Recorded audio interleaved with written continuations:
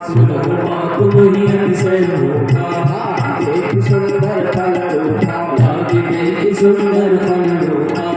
जैसे ही हनुमान जी माँ जानकी से कहते हैं, माँ मुझे भूख लगी है और यहाँ पर बहुत ही सुंदर सुंदर फल लगे हुए हैं। इस पर माँ जानकी कहती है, पुत्र मेरी एक बात सुनो, सुन सुत कर रही विपिन रखवाली, सुन सुत कर रही विपिन रखवाली, परम सुभट रजनी चरण भारी, परम सुभट रजनी चरण भारी।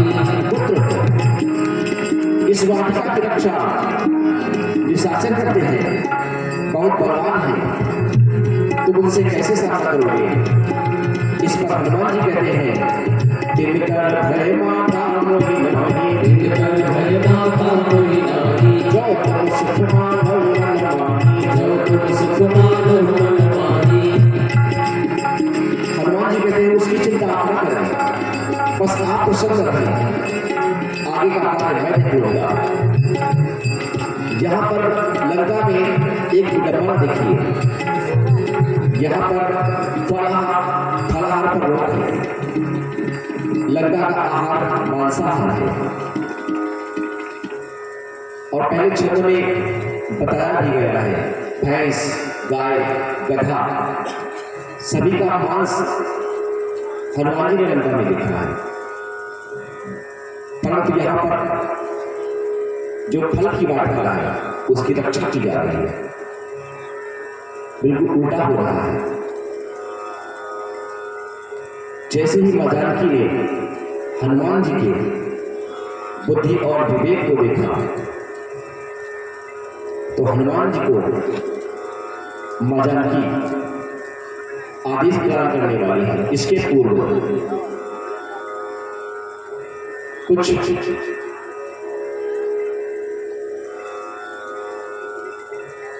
ऐसी महिलाएं या ऐसे व्यक्ति जो निर्धन है,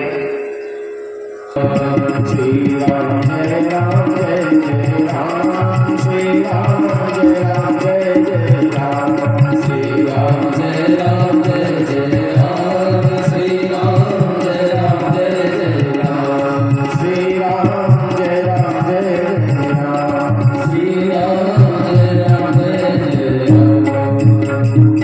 जैसे ही मां जानकी ने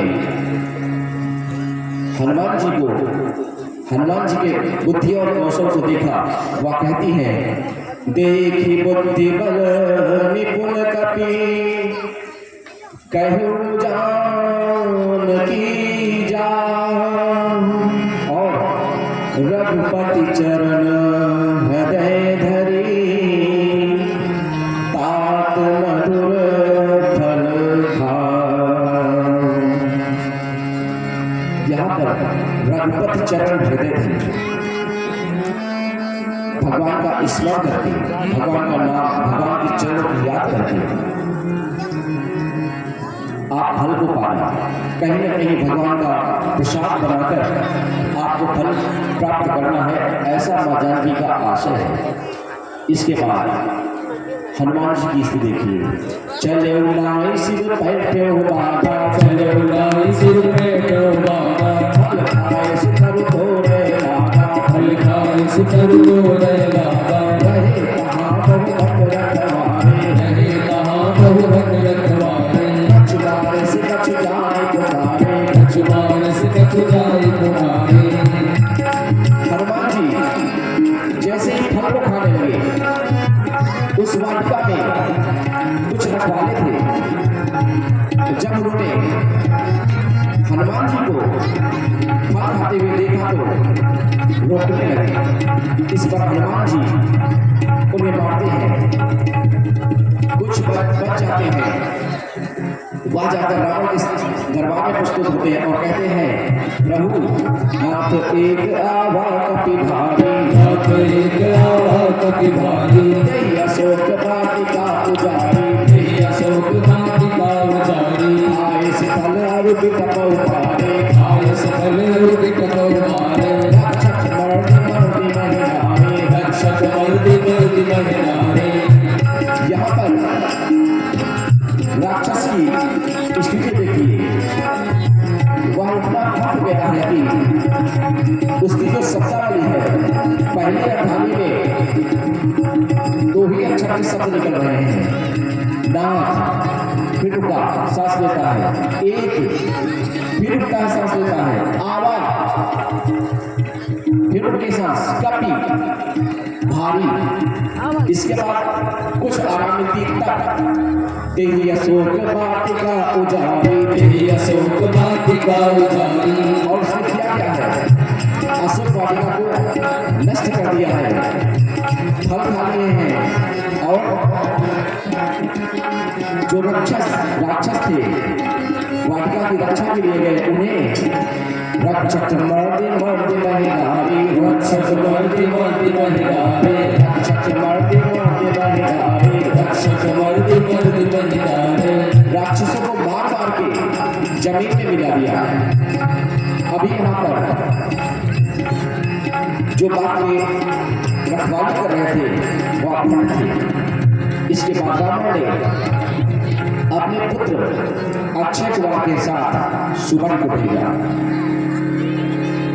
जैसे ही रावण सुनता है, पुनि पठयोते ही अक्षय कुमारा, पुनि पठयोते ही अक्षय कुमारा, चला संगले सुगटे अपारा, चला संगले सुगटे अपारा। हनुमान ने जैसे ही देखा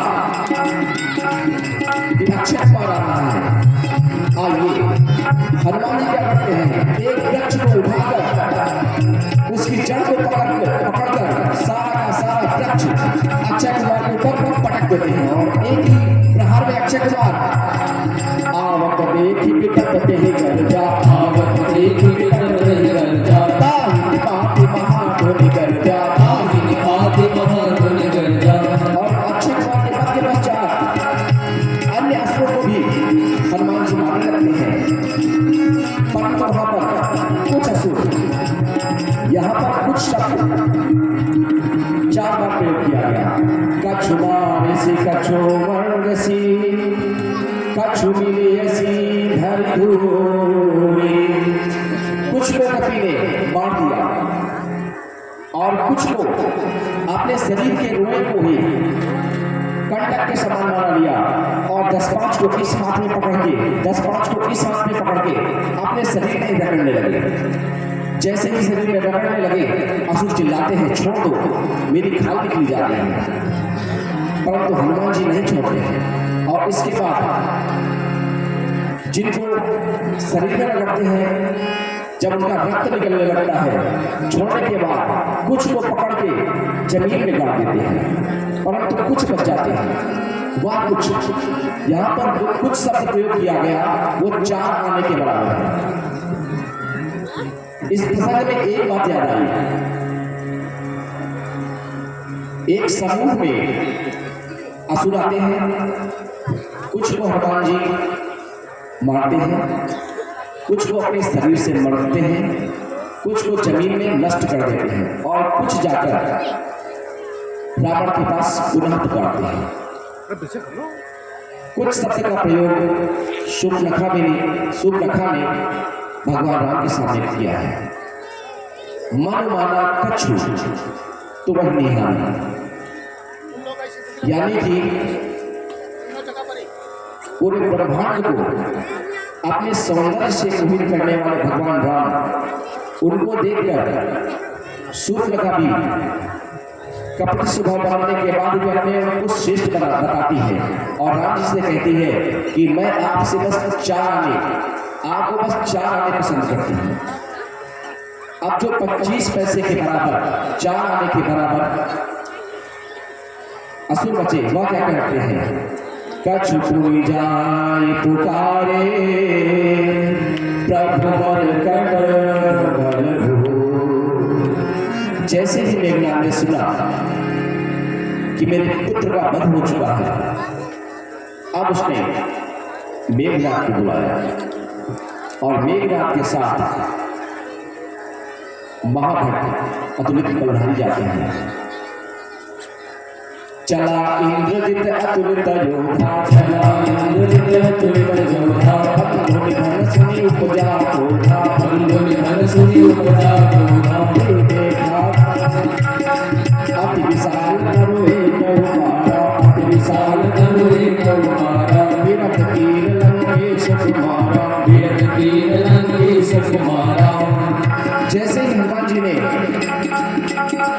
मेघनाथ को आते हुए देखा, एक विशालकाय वृक्ष को उठाकर उसके रथ पे दे मारा, और जैसे ही उस वृक्ष से हनुमान जी ने प्रहार किया, अब मेघनाथ विरक्त हो गया, उसका रथ टूट गया, और उसके साथ जो साथी आए हुए थे उनको पकड़ के रहे महाभटका के संगा, रहे महाभटका के संगा, कहीं कहीं मर नहीं जगंगा, कहीं कहीं मर नहीं जगंगा। जो उसके साथ अन्य सुराग थे उनको पकड़ के हनुमान जी अपने शरीर में रगड़ने लगे। हनुमान जी के शरीर के जो रोए हैं वो कांटे के समान है, और उनकी खाल शरीर से अलग होती जा रही है, वह सभी चिल्ला रहे हैं। मेघनाथ जैसे ही विरत होता है वह आकाश में चला जाता है, परंतु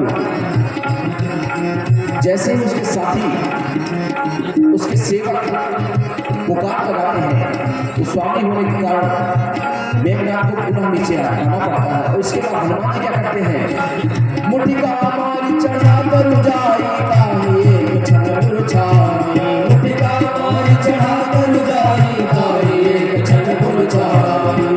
जैसे ही मेघनाथ हनुमान के पास आता है, हनुमान जी एक मुष्टिका बनाकर मेघनाथ के ऊपर प्रहार करते हैं और मेघनाथ मूर्छित हो जाता है।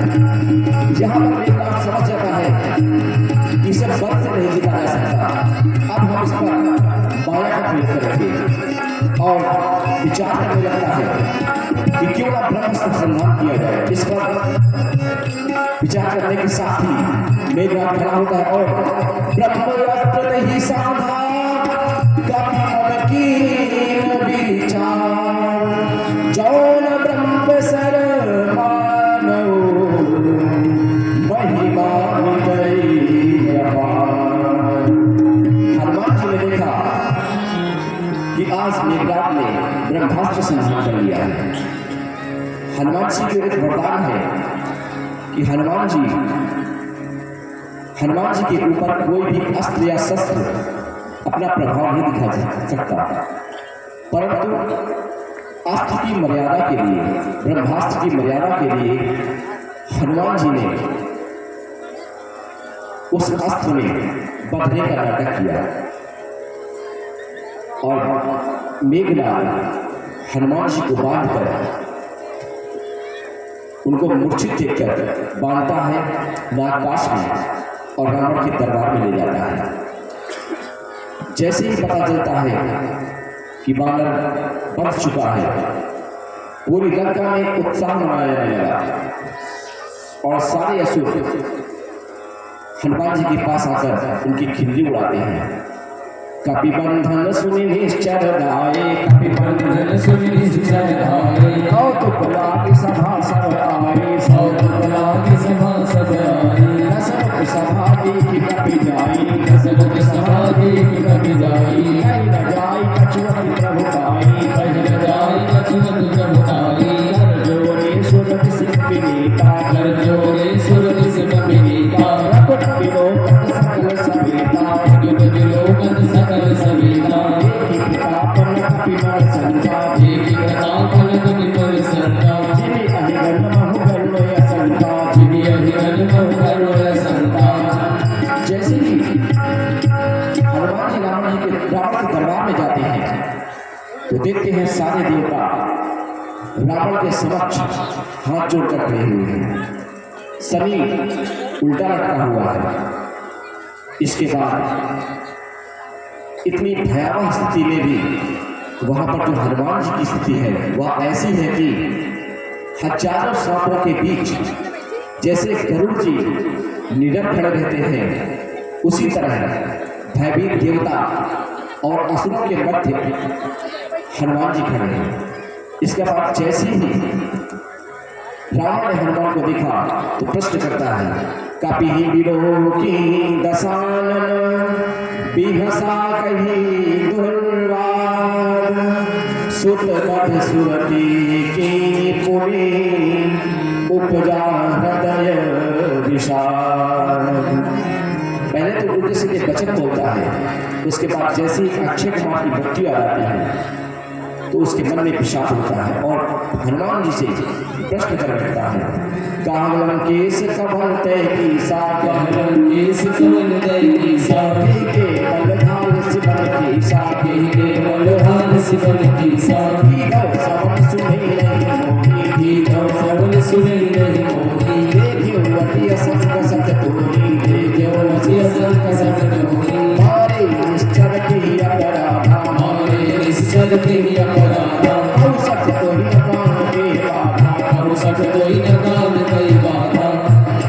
जैसे ही रावण बोलना चालू करता है तो कहता है तू किसका बंदर है और किसके बल पर तुमने मेरी वाटिका को नष्ट किया है?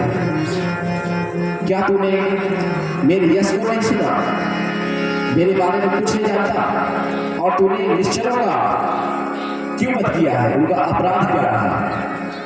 जैसे ही यह बात हनुमान जी सुनते हैं तो हनुमान जी कहते हैं, हनुमान जी की शैली देखिए, अभी तक पराक्रम, बुद्धि, बल, धैर्य, अब यहाँ पर वाक्य कटुता। हनुमान जी राम जी को उत्तर दे रहे हैं।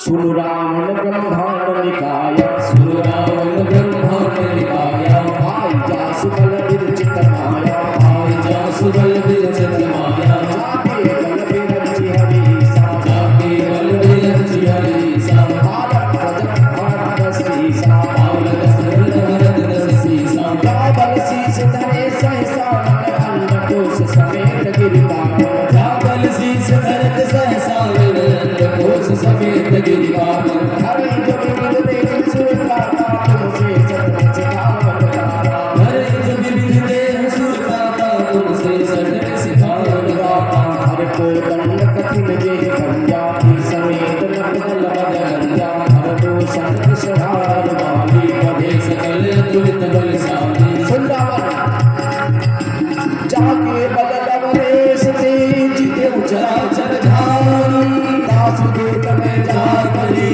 हरिया प्रिय नारी, जानो मैं तुम्हारी प्रभुताई, सास बाहु सब करी लड़ाई, सबर काल सन कर यश पावा, सुनि कपि चल बिहस बिहरावा, आयो फल प्रभु लागे भोगा, अब स्वभाव के तोर रूपा, सबके हरे परम प्रिय स्वामी, मारहि मोहि कुमार मुरारी, जिन मोहि मारा ते मैं मारे, भी करवादियो तले तुम्हारे, कोहि न कछु बाधे गई राजा, दीन चहोलिज प्रभु कर काजा।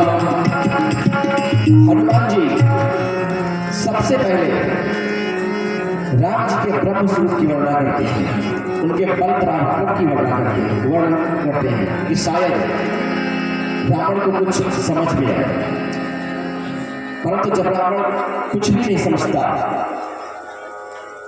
तब हनुमान जी कहते हैं कि भूख को, एक भूखे व्यक्ति को अपनी क्षुधा शांत करने के लिए भोजन की तलाश करना और भोजन पाना उसका धर्म है। मुझे भूख लगी थी, मैंने आपकी वाटिका के फल खाए, आपकी जो रखवाले थे, जिन रखवालों ने मुझे मारा मैंने उन्हें मारा। आत्मरक्षा सबसे बड़ा धर्म है, मैंने आत्मरक्षा की है, कोई अधर्म नहीं किया है। इसके बाद रावण कहता है, हाँ, और राम जी कहते हैं, या सब मैं अपने प्रभु का कार्य कर रहा हूं और अंत में प्रभु का गुणगान, पराक्रम सब कुछ बताने के बाद रावण के समक्ष विनम्र भाव से हाथ जोड़कर हनुमान जी कहते हैं, रावण, मैं आपसे विनती कर रहा हूं कि आप प्रभु राम के शरण में चले जाए, जिनसे चराचर विश्व अभिन्न रहता है, जो पूरे विश्व का भरण पोषण करते हैं, जो कालों के भी काल, आपको उनकी शरण में जाना चाहिए। प्रणतपाल रघुनायक करुणा सिंधु खराय, गए शरण प्रभु राखी है, सब अपराध विसार।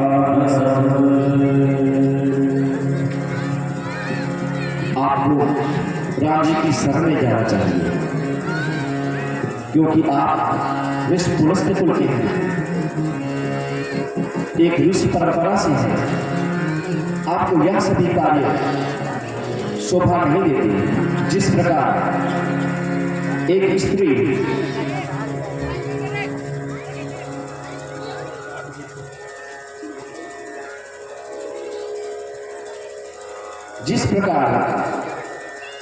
स्त्री बिना वस्त्र के शोभा नहीं,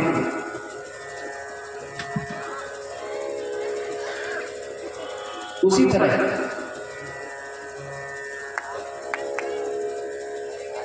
आपका जन्म भी ऋषि परंपरा में हुआ है, और जो यह कार्य आप कर रहे हैं वह आपको शोभा नहीं देते।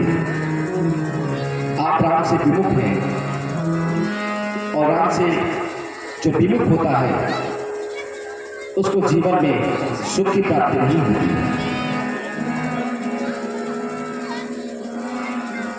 समझाते समझाते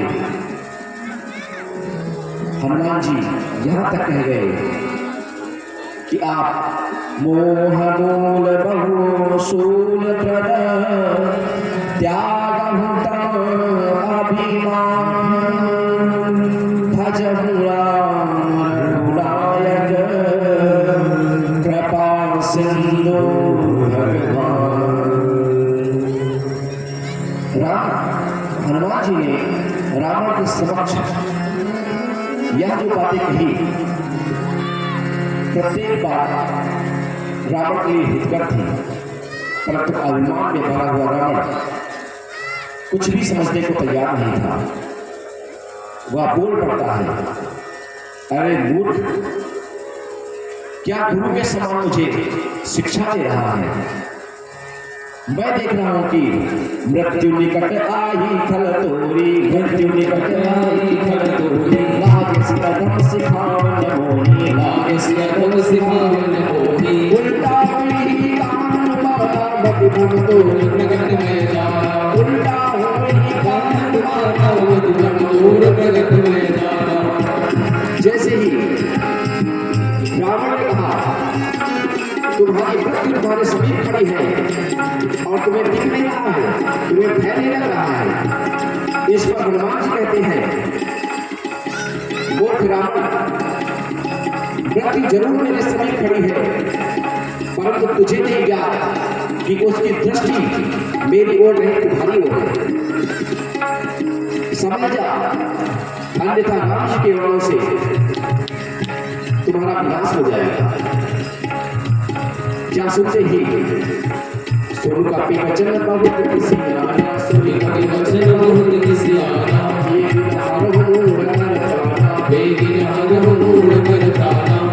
जैसे हनुमान जी के वचन को सुनता है, रावण लज्जित हो जाता है और कहता है कि इस मूढ़ के प्राण ले लो। और इतना सुनते ही सुरत निशाचर मारन धारे, सचिवन सहित विभीषण आए, सुरत निशाचर मारन धारे, सचिवन सहित विभीषण आए। जैसे ही असुर हनुमान जी को मारने के लिए आगे बढ़ते हैं, वहां पर हनुमान जी एक विचार करते हैं कि भरी असुरों की सभा में मुझे बचाने वाला कौन आएगा? परंतु प्रभु का विश्वास, सोचते हैं अशोक वाटिका में भी तो रावण मां जानकी का वध करने जा रहा था। वहां पर उसकी पत्नी ने आकर मां जानकी की रक्षा की। जहां भी कोई न कोई आएगा, हनुमान जी में सामर्थ्य है, लेकिन हनुमान जी राम जी के विश्वास को प्रगाढ़ करना चाहते हैं। और जैसे ही रावण असुरों को भेजता है कि हनुमान का वध कर दो, उसी समय विभीषण जी आते हैं। और विभीषण जैसे आते हैं,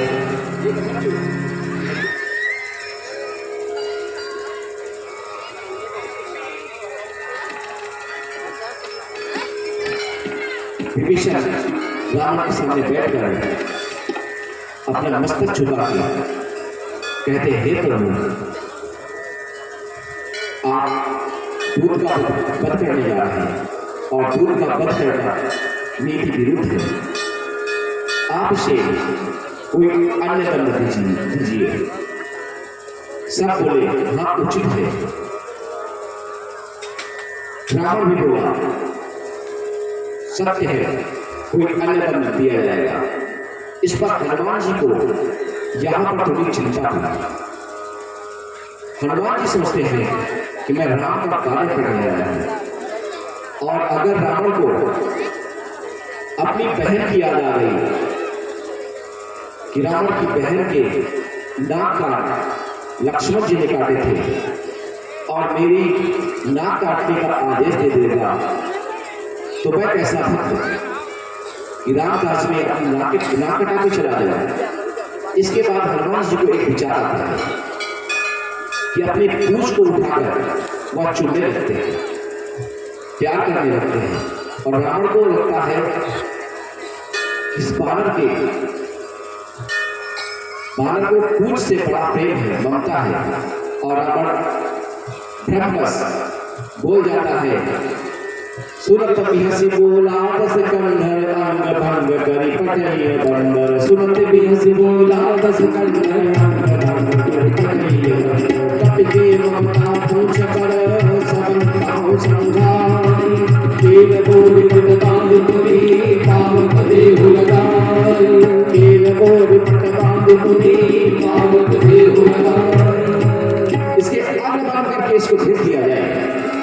और हनुमान जी जब अपने पूंछ को प्रेम कर रहे थे तो रावण आदेश देता है कि इसकी पूंछ में तेल कपड़ा लगाकर आग लगा दीजिए। यहाँ पर आग से कोई लेप नहीं है, पावक देहु लगाई।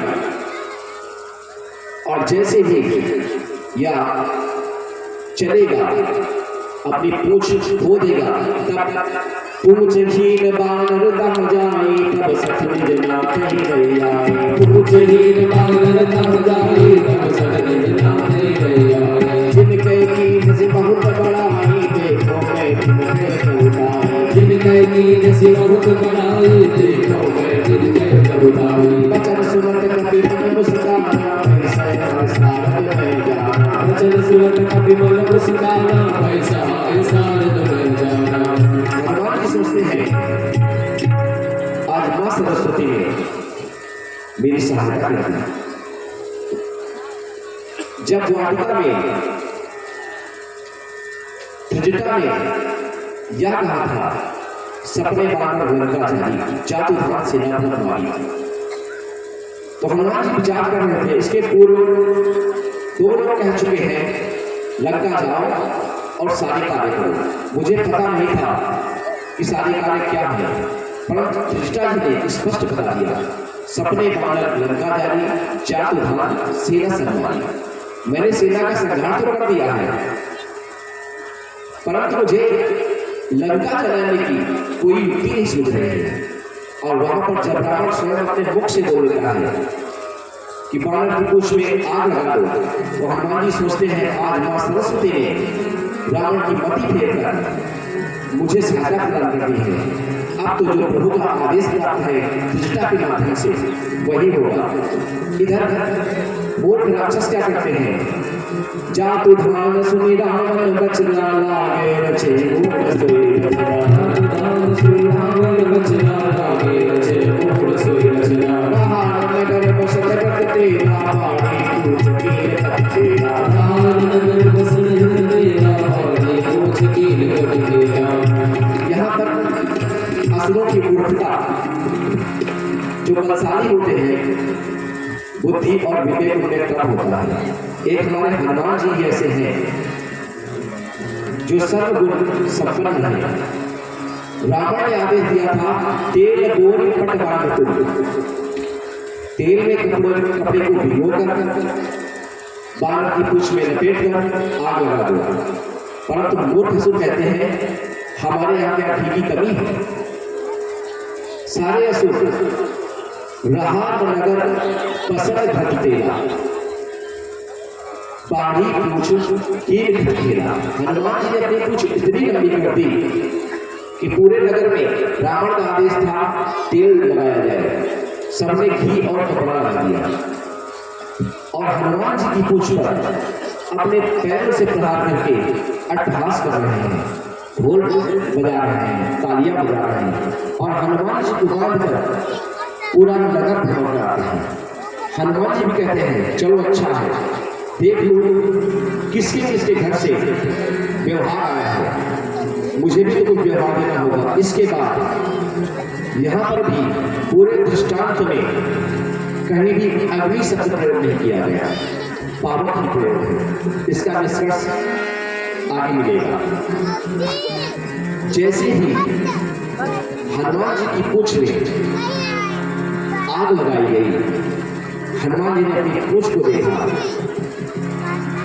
कपड़ा इतना लपेट दिया गया था कि पूंछ तक आग को जाना असंभव था और हनुमान जी ने पावक जरत देखी हनुमंता भयो परम गुरु पावक जरत देखी हनुमंता भयो परम गुरु देव चढ़ो कपि कनक अटारी भई सभी निशाचर रामे। देव चढ़ो कपि कनक अटारी भई सभी निशाचर रामे। उसी समय हनुमान जी ने छलांग लगाकर अट्टालिकाओं पर प्रवेश कर लिया और यह देखकर वहां की जो रानियां थी वह डर गई। इसी के साथ ईश्वर की प्रेरणा से हरि प्रेरित ही अवसर चले मरुत उनचास अट्टहास करि गर्जा कपि बढ़िया। हनुमान जी ने अपना विशाल का रूप धारण कर लिया और अपनी पूंछ को एक बार लंका की इस तरफ और एक बार इस तरफ कर दिया। पूरी लंका धूप करके जलने लगी और जैसे ही पूरी लंका जलने लगी वहां के लोग चिल्लाने लगे, माँ बाप को पुकारने लगे। कोई किसी की नहीं सुन रहा है, सब इधर उधर भाग रहे हैं और चर्चा कर रहे हैं।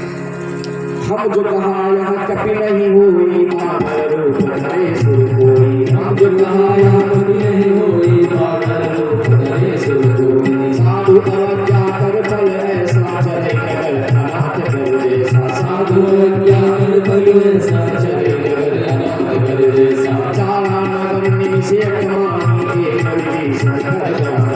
चारा नगर निषेक मानी एक विभीषण कर जाना। सारे असुर जब व्याकुल हो जाते हैं तो यहाँ पर स्थिति देखिए और समय एक निमिष पलक को झपकने में, आंख बंद करके खोलने में जितना समय लगता है उतने ही समय में हनुमान जी ने संपूर्ण लंका को जला दिया। वहां पर सिर्फ एक है विभीषण जी का छूटता है। पहली चीज तो विभीषण जी राम भक्त हैं, हनुमान जी के सखा भी बन चुके हैं, यह भी भाव है। और दूसरी चीज विभीषण जी के घर से ऐसा कोई पदार्थ नहीं गया जो राम जी की पूंछ में लगाया गया। पूंछ के प्रसंग से एक बात याद आती है कि आज भी समाज में सारी बात पूंछ की है। घर हो वृद्ध कहते हैं अब इस घर में मेरी पूंछ है। कहीं कोई जाता है, आदर नहीं किया जाता और लौट के आने के बाद जब उससे प्रश्न किया जाता है वहां जाने पे क्या हुआ तो वह भी यही कर देता है।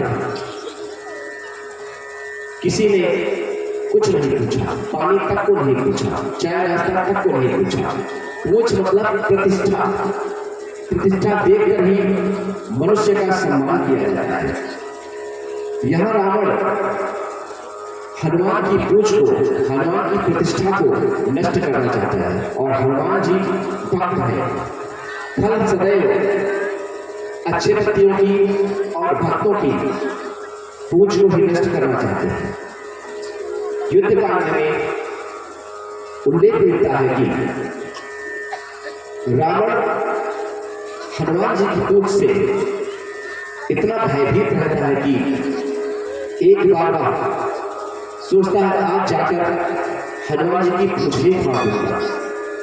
हनुमान जी बैठे होते हैं, रावण आता है और चुपचाप हनुमान जी की पूंछ पकड़ लेता है, उठाने का प्रयास करता है परंतु पूंछ जगह से हिलती तक नहीं। सभी कहते हैं हनुमान जी रावण आपकी पूछ उठाने का प्रयत्न कर रहा है, आप कुछ करिए। हनुमान जी कहते हैं भीरू है, सामने से आके युद्ध करे तो युद्ध करो, और जो पीछे से युद्ध कर रहा है उससे क्या युद्ध किया जाए। इसके पश्चात हनुमान जी एक योजना बनाते हैं। अति तीव्र वेग से हनुमान जी उड़ जाते हैं। तो जो रावण हनुमान जी की पूंछ उखाड़ने की बात कर रहा था, आज वही रावण हनुमान जी की पूंछ को कस के पकड़ लेता है, कहीं मैं छूट के गिर न जाऊं। आज वह शिव जी से प्रार्थना करता है, हे शिव जी हनुमान जी की पूंछ ना उखड़े, क्योंकि अगर पूंछ उखड़ गई तो मैं धराशायी हो जाऊंगा और रावण कभी भी भूमि पर गिरना नहीं चाहता। हनुमान जी अपना कौतुक दिखाते हैं और कुछ देर बाद रावण को भूमि पर छोड़ देते हैं। रावण वापस लंका चला जाता है और कुछ महारथियों को हाथी घोड़ों के साथ युद्ध के लिए भेजता है। यहाँ पर हनुमान जी आगे आते हैं। जब हनुमान जी को आगे आता देख लक्ष्मण जी के मन में चिंता होती है। जैसे मैं ऐसे नहीं बोल रहा, गीतावली में इसका उल्लेख है।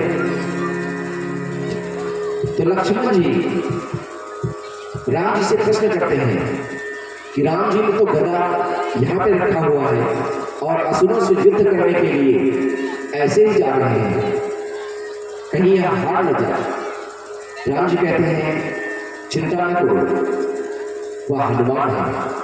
और हनुमान जी का युद्ध देखिए, घोड़े से घोड़े मारे, हाथी से हाथी ने मारे। मतलब हाथी को हाथी के ऊपर उठा के पटक देते थे, घोड़े को उठा कर पटक देते थे और आपस में असुरों को लड़ा के नष्ट कर देते थे।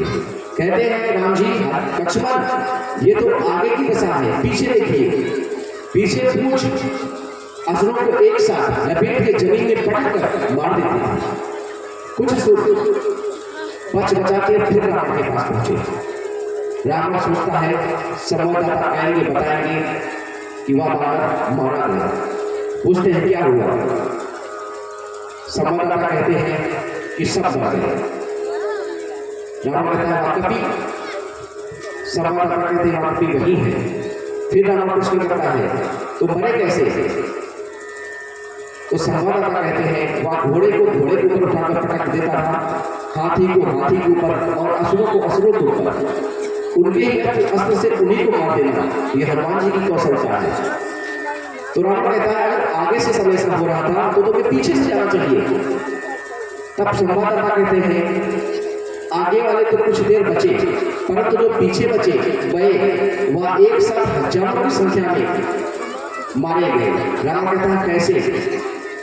संवाददाता जैसे ही पूंछ का नाम देते हैं भड़क जाता है, उस पूंछ का नाम मत लो। इसके बाद रावण 10,000 अमर सैनिकों को युद्ध के लिए भेजता है। सभी चिंतित रहते हैं कि आज का युद्ध कैसा होगा। रावण के 10,000 अमर सैनिक जिनको मरना नहीं है। इस पर हनुमान जी कहते हैं कि उनसे मैं मिलूंगा। लखनऊ कहते हैं हनुमान जी वह अमर है। हनुमान जी कहते हैं कुछ भी हो, अगर वह अमर है तो माता जी ने मुझे भी अमित्र अवधान प्रदान किया है। हनुमान जी उस 10,000 सैनिकों के समक्ष खड़े होकर कुछ वार्ता करते हैं। इधर गांधर में सभी सोचते हैं कि हनुमान जी युद्ध क्यों नहीं कर रहे हैं। हनुमान जी कहते हैं जब मुझे पता है कि ये अमर है तो इनसे युद्ध क्या किया गया। इसके बाद हनुमान जी 10,000 सैनिकों को एक साथ पूंछ में लपेट कर इतनी तीव्र गति से फेंकते हैं कि लिखा गया है चले नभ चाल। उनकी स्थिति आज भी रुकी नहीं है। अगर रुकी होती तो बाबा तुलसी क्या लिखते कि 90 जाकर वहां रुक गए। इतना अधिक वेग था पूंछ में लपेटने के बाद कि वह 10,000 सैनिक पृथ्वी के गुरुत्वाकर्षण के क्षेत्र के बाहर चले गए और आज भी वह चले ही जा रहे हैं। अभी तक उनको कोई ठिकाना नहीं है। जैसे ही 10,000 सैनिक आकाश में चले जाते हैं, फिर सभी रावण के पास आते हैं। आज रावण खुश था कि 10,000 सैनिक वहां भी आकर जरूर विजय प्राप्त करके आएंगे। रावण कहता है क्या हुआ, हनुमान मारा गया? इस पर सारे सैनिक कहते हैं नहीं। तब रावण प्रश्न करता है क्यों, वह सैनिक कहाँ गए? असुर जहाँ तो कह नहीं सकते कि मारे गए, अमर है। असुर कहते हैं गए। रावण प्रश्न करता है कहाँ गए? असुर कहते हैं यही तो पता नहीं कहाँ गए, कैसे गए? अब असुर काटने लगते हैं, आगे कुछ बताऊंगा तो आप डांटेंगे, क्यों? हनुमान की पूछ। जैसे ही रावण पूछ सुनता है फिर चिल्ला पड़ता है। आशा यही है कि समाज में दुष्ट व्यक्ति सदैव सज्जन और भक्त की प्रतिष्ठा उठाने की कोशिश करते हैं, कभी बल दिखाकर, कभी वैभव दिखाकर और कभी वासना की दृष्टि से। भक्त को हमेशा प्रभु का स्मरण करते हुए भक्ति प्राप्ति के लिए हनुमान जैसे कार्यों को करते हुए आगे बढ़ते रहना चाहिए। और कोई भी कार्य करने के पश्चात यह न सोचा जाए कि यह कार्य मैंने किया है, जो भी हो रहा है भगवान की कृपा है और भगवान की कृपा से ही यह कार्य हो रहा है। जैसे ही लंका दहन होता है, पूछ को बुझाकर हनुमान जी मां जानकी के पास आते हैं। मां जानकी को पता चलता है कि हनुमान ने पूरी लंका को जला दिया है और हनुमान की पूछ में आग लगाई गई थी।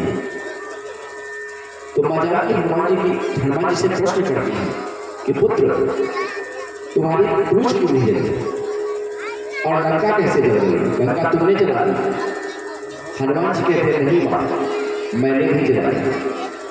तो मां प्रश्न करती है फिर लंका कैसे जली? तो हनुमान जी कहते हैं उन्हीं का वस्त्र, उन्हीं का घी, उन्हीं की माचिस और उन्हीं की लंका उन्होंने जलाई। तो मां जानकी कहती है नहीं, फिर भी तुम्हारे पूछ में आग लगाई गई। तो हनुमान जी कहते हैं आग नहीं, पावक। मां जानकी कहती है पावक और आग में भिन्नता क्या है तो पर्यायवाची। यहाँ पर हनुमान जी कहते हैं नहीं, पावक भिन्न है। पावक वह है जहाँ पर आप निवास कर रहे हैं और आपके पावक में निवास होने के कारण, एक माँ के निवास होने के कारण भला पुत्र को कैसे क्षति पहुंच सकती है? कहीं न कहीं मां जानकी ने जो पावक में निवास कर रही है, हनुमान जी की रक्षा करती है और पूरी लंका को जला देती है। इस प्रसंग में भी कई कुतर्की व्यक्ति कुतर्क करते हैं कि जब लंका स्वर्णमयी थी तो जली कैसे? लंका जली नहीं थी, गली थी और शनि की दृष्टि से काली हो गई थी। रावण तुरंत ही विश्वकर्मा को बुलाकर तुरंत लंका दोबारा बनवाता है।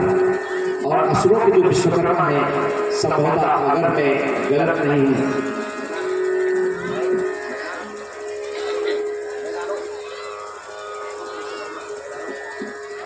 मैदानों को बुलाकर लंका का पुनः स्थापना करता है। इस प्रसंग में जो तर्क करते हैं, आप वह सुने कि तर्क करने से मनुष्य को प्राप्त क्या होता है। कहा गया है राम जी के विषय में, राम अतर्क्य बुद्धि मनमानी, जिसके लिए गोस्वामी जी ने पहले ही कह दिया है कि मेरे प्रभु और मेरे प्रभु की लीलाएं अतर्क है, उन पर तर्क नहीं किया जा सकता। और जो लोग मानस पर या प्रभु पर तर्क करती हैं उनको प्राप्त क्या होता है सुने। एक बार एक लड़का गणित पढ़कर अपने घर वापस आता है। कुछ समय बाहर रहने के पश्चात जब वो घर आता है तो उसकी मां उसे जलपान के लिए लड्डू देती है, परंतु वह लड़का कहता है मां मेरे पास बैठो, मैं जो पढ़ाई करके आया हूं उसका एक उदाहरण आपको देना चाहता हूं। मां कहती है बेटा थक गए होगे, पहले जलपान कर लो, उदाहरण बाद में देगा।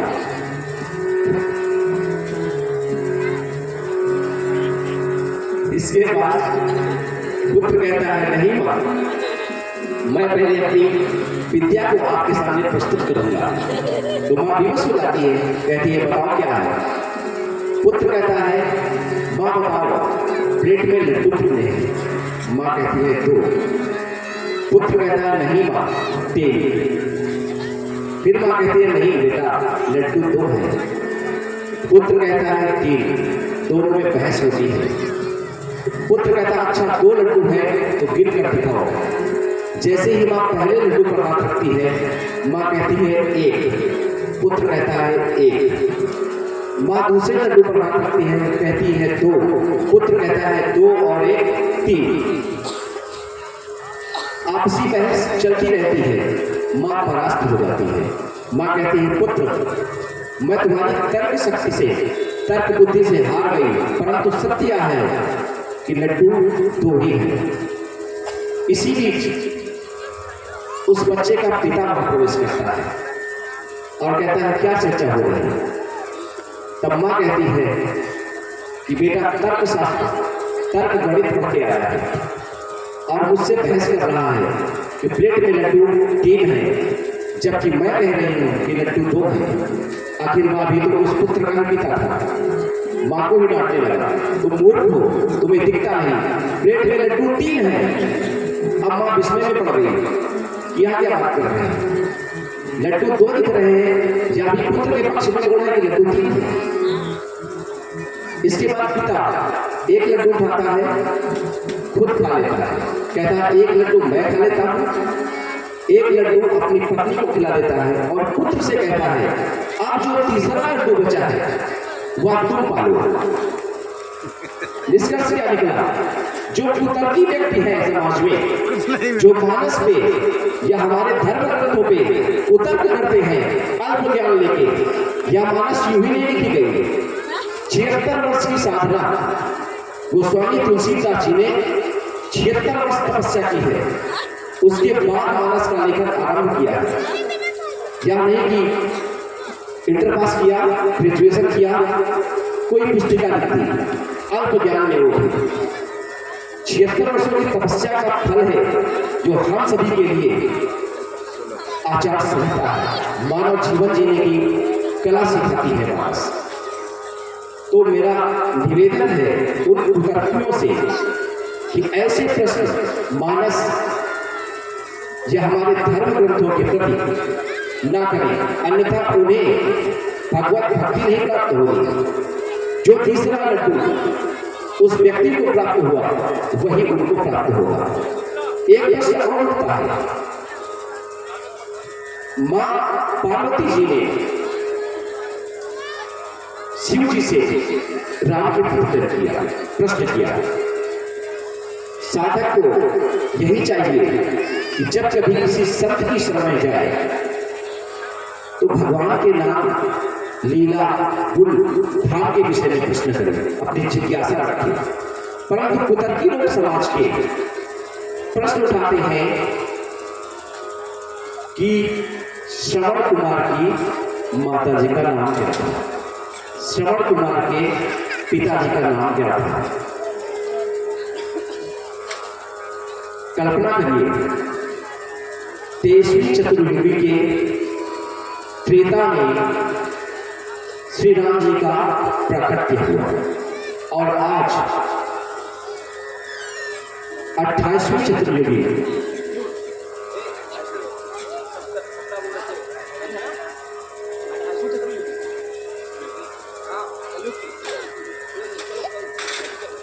28वीं चतुर्युगी चल रही है।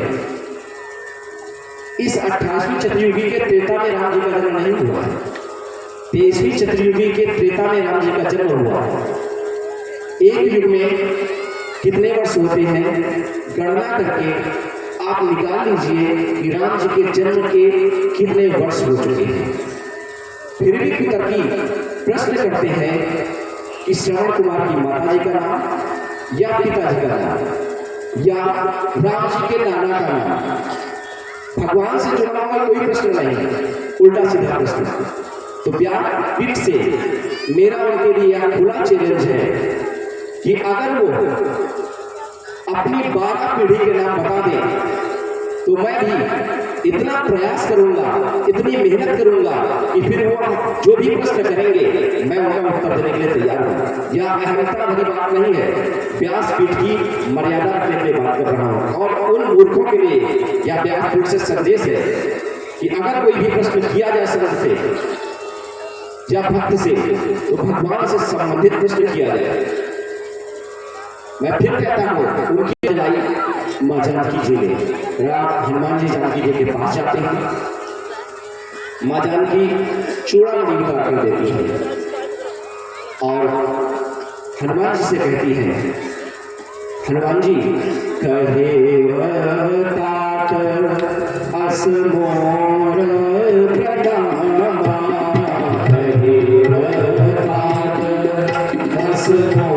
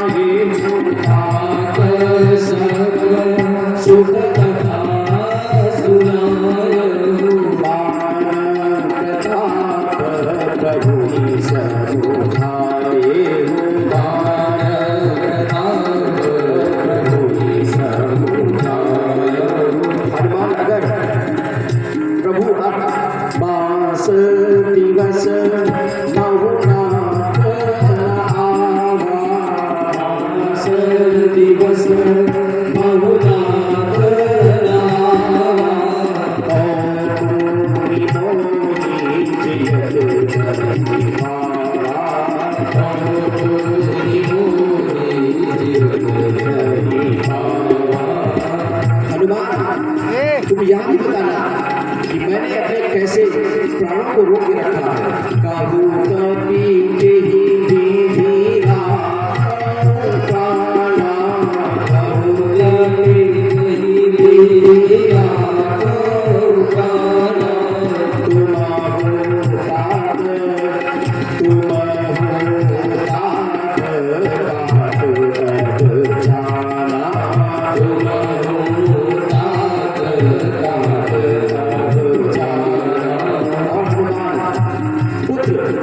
तुम्हें देखकर कुछ दिन के लिए तो ही देखी शीतल भई छाती, तो ही देखी शीतल भई छाती, तुम्ही कहूँ सोई दिन सोई राती, तुम्ही कहूँ सोई दिन सोई राती।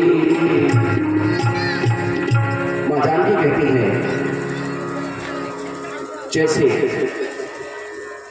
मेरे साथ अनुज लक्ष्मण प्रणाम करते थे वैसे ही मेरी तरफ से तुम और लक्ष्मण भगवान राम को प्रणाम करना और बता देना आपको दीन दयाल है।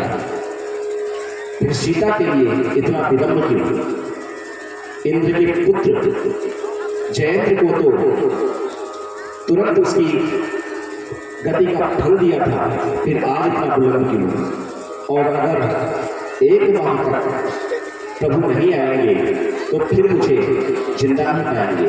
पुत्र तुम्हें देखकर मन को कुछ शांति मिली, परंतु अब इसके बाद फिर वही दिन होंगे और फिर वही रातें होंगी। इसके बाद हनुमान जी माँ जानकी को समझाते हैं और राम जी की तरफ प्रस्थान करते हैं। जनक सुतहि समझाई करी बहु विधि धीरज दीन, चरण कमल सिरनाई कपि गमन राम कहि। जाते जाते भी हनुमान जी अपना एक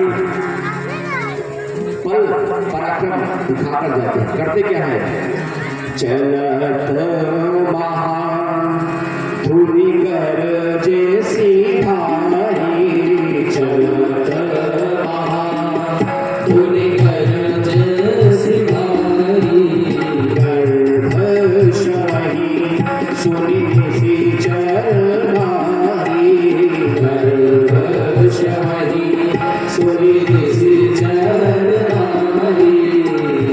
हनुमान जी ने इसलिए इतनी तेज दहाड़ लगाई कि उस समय लंका में जो भी गर्भवती राक्षसियां थी उनका गर्भपात हो गया। इसके बाद हनुमान जी वापस सिंधु तट पर आते हैं, सारे पांडवों से भेंट होती है। इसके बाद सुग्रीव की वाटिका में सभी प्रवेश करते हैं और फल खाते हैं। जब सुग्रीव को यह पता चलता है कि वाटिका के सारे फल हनुमान जी और कपियों ने खा लिए हैं, तो सुग्रीव समझ जाते हैं कि जरूर सीता की सुधि मिल गई है, अन्यथा यह हनुमान जी कतई नहीं करते। इसके बाद सभी कपि रीछ राम जी से आकर मिलते हैं और राम जी प्रश्न कर देते हैं, कहाहू तात के ही भांति जानकी, कहाहू तात के ही भांति जानकी, आरती करती रक्षा स्वप्न की, आरती करती रक्षा स्वप्न की। हनुमान जी जैसे सीता जी ने बताया था कि कैसे माँ जानकी अपने प्राणों की रक्षा करती है। नाम पाहरू दिवस से ध्यान तुम्हार कपाट, लोचन निज पद चंद्रित जाहि प्राण के बाण। हनुमान जी कहते हैं, प्रभु दिवस ऋषि ये पहरेदार हैं और उनमें निरंतर आपका नाम माँ जानकी लेती है। दिन और रात ही पहरेदार बन गए हैं जो माँ जानकी के प्राणों को नहीं जाने देते। और इस शरीर में माँ जानकी जो आपका ध्यान करती है वह प्राणों के लिए कपाट बन गए हैं और उन कपाटों में माँ जानकी अपने नेत्रों को बंद करके जो आपका स्मरण करती हैं, उनके बंद नेत्र ही उन कपाटों की कुंडी बन गए हैं। अब आप ही बताइए, नाम रूपी पहरेदार आपका ध्यान कपाट और बंद नेत्र उसकी कुंडी प्राण बाहर जाए भी तो कैसे? यह प्रश्न बताने के बाद माँ जानकी जी ने मुझे चूड़ामणि दी है, यह आप रखिए। प्रभु चूड़ामणि को लेते हैं और इसके बाद लंका में जो भी हुआ उसके बारे में हनुमान जी बताते हैं। हनुमान जी के बताने का तरीका और त्रिजटा का स्वप्न एक जैसा होता है, पर की घटनाएं वहां पे उल्टी होती है। इस विषय में फिर कभी समय मिला तो चर्चा होगी। अब राम जी लंका की तरफ प्रस्थान करने की तैयारी बना लेते हैं। सभी महावृक्ष 12 सूर्यों के आदेश से समुद्र तट की तरफ प्रस्थान कर देते हैं। प्रभु दल बल के साथ समुद्र तट पर आ जाते हैं और इधर रावण विभीषण के कहने के बाद भी नहीं मानता और विभीषण को लात मारकर लंका से निष्कासित कर देता है। यहाँ पर रावण के लिए पहली बार अभागा शब्द प्रयोग किया गया। कहने का भाव है चेहरा नहीं दिखा काली पन्नी कि जब तक परिवार में कुल में एक भी भक्त है तब तक उस कुल का नाश या वैभव कोई नहीं नष्ट कर सकता। धन आपके पास कितना है मायने नहीं रखता, वैभव कितना है मायने नहीं रखता, परिवार कितना है मायने नहीं रखता। अगर कोई बात मायने रखती है तो उस परिवार में कोई भक्त है या नहीं। तभी यहाँ पर आज तक इतने कुकर्म करने के बाद भी रावण के लिए अभागा शब्द प्रयोग नहीं किया गया, लेकिन विभीषण निष्कासन के पश्चात अभागा शब्द से रावण को संबोधित किया जाता है। और इधर विभीषण राम जी की शरण में आते हैं। सुग्रीव का मत तो नहीं होता है, परंतु राम जी भक्त वत्सल है, शरणागत है, विभीषण शरण में आता है।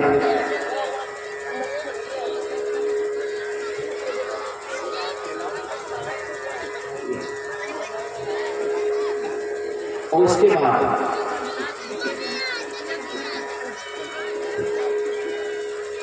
बाद विभीषण को शरण देने के पश्चात राम जी सोचते हैं अब क्या किया जाए कि इस समुद्र को पार करें। इस पर विभीषण की सलाह देते हैं कि आपके कुल गुरु या गुरु सागर से आप प्रार्थना करिए, वहां कोई न कोई मार्ग जरूर बताएंगे, आप उनसे मार्ग मांगिए। यहाँ पर सागर को राम के गुरु के रूप में बताया गया। कहीं कहीं प्रसंग मिलता है कि एक बार वशिष्ठ जी किसी कार्य से ब्रह्मलोक चले गए थे। वशिष्ठ जी की अनुपस्थिति में वशिष्ठ जी ने ही अपना पद कुछ दिन के लिए सागर को दिया था, तभी यह किताब सागर को मिली है। प्रभु तुम्हारा कुल गुरु चलत है, वह आपके कुल गुरु थे, आपको उपाय बताएंगे। भगवान राम सागर से विनय करने लगते हैं। 3 दिवस बीत जाते हैं, सागर नहीं मानता। इसके बाद राम जी को आवेश आता है और राम जी बोल पड़ते हैं, विनय मानत जलधि जड़ गए 3 दिन बीत, बोले राम सकोप तब भय बिनु होए अबीत। राम जी कहते हैं बहुत हो गया, बिना भय के कोई प्रीति नहीं हो सकती। इसके बाद लक्ष्मण से कहते हैं, लक्ष्मण बाण सरासन आनो, लक्ष्मण बाण सरासन आनो, सो भगवान कद शिखर सानो, सो भगवान कद शिखर सानो, सत सत मिले कुटिल संकेती, सत सत मिले कुटिल संकेती, सहज कपन सन सुंदर नीति, सहज कपन सन सुंदर नीति, ममता सन ज्ञान कहानी, ममता सन ज्ञान कहानी, अति मोही सन विरति बखानी, अति मोही सन विरति बखानी, रोधी सब कामी हरि कथा, रोधी सब कामी हरि कथा, दूसर बीज भय जटा, दूसर बीज भय जटा, अस रही रघुपति चाप चढ़ा, राम लखन सीता के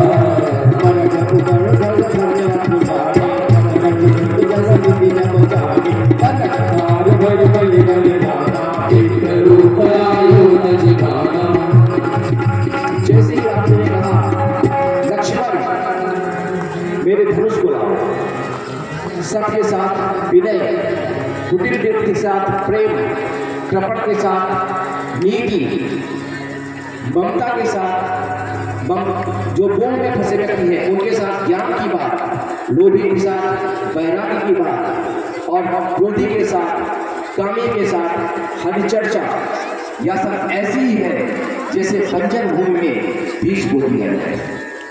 आज सागर को पता नहीं कि मैं उसे सुखा सकता हूं, और भगवान राम ने बाण संधान कर दिया। इस पर सागर प्रकट हो जाता है और विनय करने लगता है कि प्रभु हम चल रहे हैं, आपके बनाए हुए नियम के अनुसार हम सभी चल रहे हैं। मैं सुख सकता हूँ, आप मुझे सुखा सकते हैं, परंतु कहीं न कहीं यह प्रकृति विरुद्ध होगा।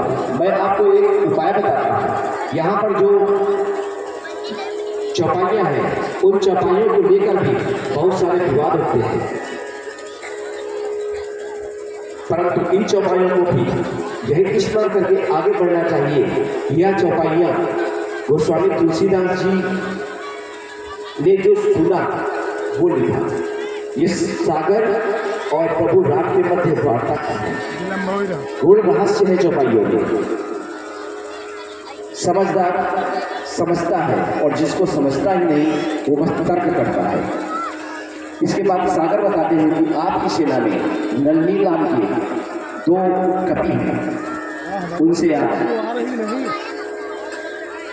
सेतु का निर्माण करें। उनको वरदान है कि जिस पर्वत को वह छू लेंगे या जिस पत्थर को वह छू लेंगे वह जल में तैरेगा, और मैं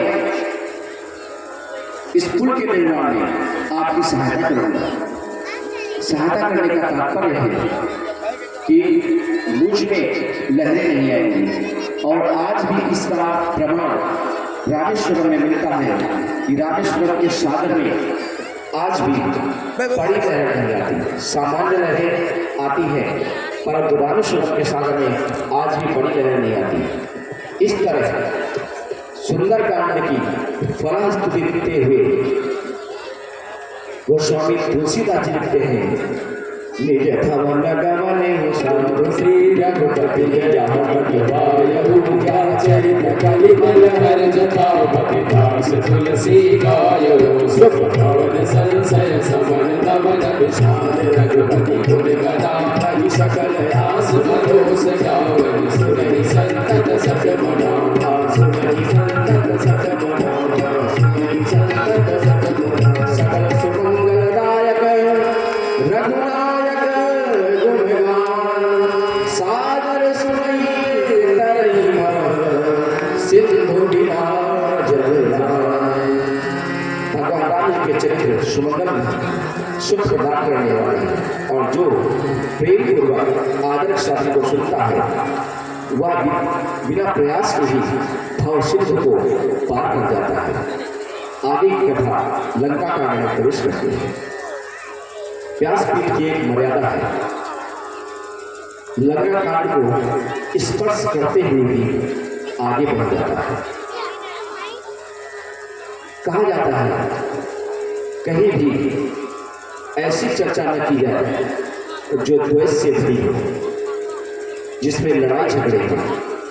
समाज में कोई चर्चा करनी है, प्रेम, भक्ति, आदर, सम्मान, संस्कार की जाए। अतएव हम भी लंका कांड को प्रणाम करते हुए लंका कांड के अंत में कथा को रोकते हैं और उत्तर कांड में मानस हृदय का स्मरण करते हुए सूक्ष्म रूप से पूरी रामचरितमानस का पाठ सामूहिक रूप से एक बार करेंगे। तत्पश्चात हम सभी राम जी को वापस अयोध्या लाने की तैयारी, राम राज्याभिषेक करेंगे। आइए हम सभी लंका कांड को स्पर्श करके उत्तर कांड में काकभुसुंडी कर्ण संवाद में दोहा नंबर 63 से 68 तक जो 5 दोहे हैं उनको मानस हृदय कहा गया है। विद्वान लोग कहते हैं कि अगर आपको पूरी मानस पढ़ने का समय नहीं मिल पा रहा है तो प्रतिदिन इन्हीं 5 गुणों को पढ़ लिया जाए तो सभी को मानस पढ़ने जैसा ही फल मिलेगा। लंकाकांड में सर्वप्रथम रामेश्वरम स्थापना, राम जी के द्वारा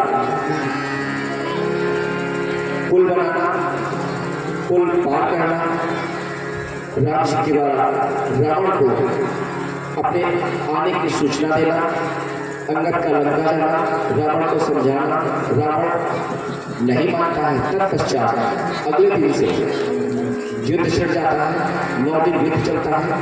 पहले दिन ही रावण की आधी सेना का संहार हो जाता है, दूसरे दिन लक्ष्मण शक्ति रखती है। इस तरह 9वें दिन रावण को राम जी गति प्रदान करते हैं। जो रावण भूल कर भी प्रभु राम का नाम नहीं लेना चाहता, वह अंत में बढ़ते समय राम का नाम लेता है और उसको सद्गति मिलती है। राम जी अपने धाम भेजते हैं। इसके बाद आइए हम सभी सूक्ष्म रूप से उत्तरकांड के दोहा नंबर 63 से 68 का पाठ करेंगे और तत्पश्चात राम राज्याभिषेक की तरफ आगे बढ़ेंगे।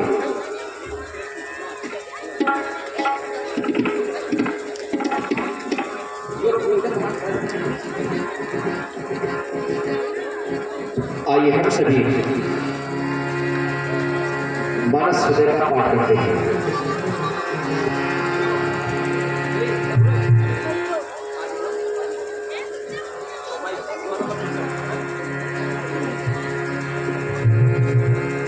शिव विरंची मोहनी तो है बपुरा अस जिय जानी भजन मुनि मायापति गयो गयो जहाँ बसे सुंदर एक सैल प्रसन्न बन भयो माया मोह सोच सज गयो तड़ाग मच्चल में पाना उड़कर गयो हृदय हर्षाया रंग बंद विधंग खाए राम के चरित सुहाई कथा आरंभ करई सोई चाहे समय गयो मन जावा आवत एक सकल खग राजा हर्ष उदास सहित समाचार अति आदर खगपति कर कीना आगत पूछ सुवासन देना हरि पूजा समेत अनुरागा भजन जब बोलो काका नाथ प्रकारत भयो तब दर्शन जगराज आय सुदेव सुगम प्रभुआयो के काज सदा प्रकारत रूप तुम मधु वचन खगेश जय के अस्तुति सागर निज मुख की रमणेश सुगम तात जहि कारण आयो सब भयो दर्शन आयो एक परम पावन तब आश्रय संशय नाना ब्रह्म श्री राम कथा सदा समुद्र दुख पुंजन सागर साधन ताप सुहाव होई बार बार बिन वो प्रभु दोही सुमत गर्भ के विराट लीला सर्व सुप्रेम सगत सुमुनीता भय उदास सुमन परम छा लाग कहे रघुपति मुनि कापा प्रथम ही अपि अनुराग भवानी रामचंद्र सर के कहानी मुनि नारद कर मोह पारा कैसे बहुरी रावण अवतारा प्रभु अवतार कथा तुम गाई कैसे सुचरित कह सिमर लाई बाल चरित कही विविध विधि पर महापर पहुँचा सियावन कह सकुनी श्री रघुवीर बिहार बहुरी राम अभिषेक प्रसन्ना भजन राज रसवंता पुरवासिन कर विरह विषादा कैसे राम लक्ष्मण संवादा विपिन गवन देवता अनुरागा सुर सरोवर निवास भयागा वाल्मीकि प्रभु बिरह बखाना रुद्रकोट दिनि बस भगवाना जीवागमन जगन्नाथ मरना भरता गमन प्रेम बहुकरना प्रिया सत्य परवासी भरत गए जगत समरासी तुम रघुपति बहु विधि संधाई जय पादुका जगत पुर आए भरत हाम सुरमति सुंदरणी नवोरि अंत्री भेंट मुनि बरनी कई विराट पद कई विधि कजी सर्वंग हरि सुनि छत्रि मुनि रघुवंश संसंग कई लखपत पावन साई मैत्री मुनि देवी आई मुनि प्रभु पंचवटी कृतवासा बंदी सकल मुनि की त्रासा मुनि लक्ष्मण उपदेश अनुपा सुकर काज विधि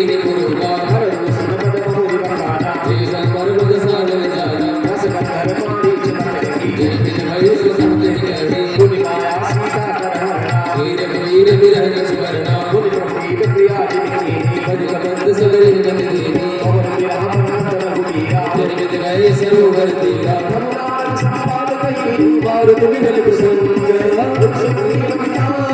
भारतान कर भंग शैल प्रवर सर्वास राम रोशन विकास चेता मौल सकल दिसभाए कपिल कहोर मिला संपाति आमद भयो कयो व्यापारा तुलसी धरि धीर जम तेजा तुल धरि राम भोर करोगी नैने दीदी कुशल सुनाई चले जाय मार तेरा सागर निग्रह कथा सुनाई उतरी सागर पार सीधी कर राजकुमार निश्चल सराई बन सृजित प्रकार उपकरण घरनाद कर भरपूर सिंगार चंद्र रावण समर बखारा मंडोदय शोभा राज विभीषण देव शोभा सीता कपिल होरी सुरन तीर असुर जोरी उनि पुष्पक चढ़ी कपि न समेता अवध चले रघुपति देखा जय राम नगर विजय लाल सभी सदन चरित सब गाए कहे सिमोहि राम सेवा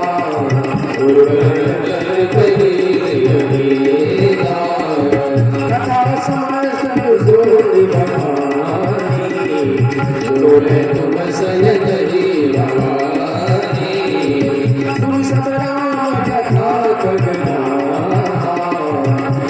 वचन बल बल और सदेव सुनो सकल पद चरित है राम पद देह अब सात बारस